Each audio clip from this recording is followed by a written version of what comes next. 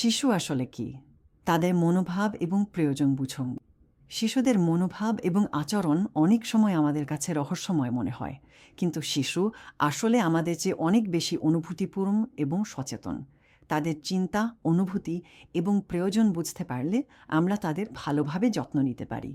শিশুরা তাদের অনুভূতিকে সরাসরি প্রকাশ করতে পারে না, তাই তারা কান্না, হাসি বা শরীরের ভাষার মাধ্যমে তাদের অভ্যন্তরীণ অবস্থাকে প্রকাশ করে। শিশুদের প্রধান প্রয়োজন হল ভালোবাসা, নিরাপত্তা এবং মনোযোগ।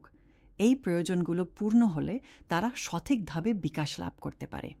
এছাড়াও শিশুদের মস্তিষ্কের বিকাশের জন্য সঠিক পরিবেশ খুবই গুরুত্বপূর্ণ।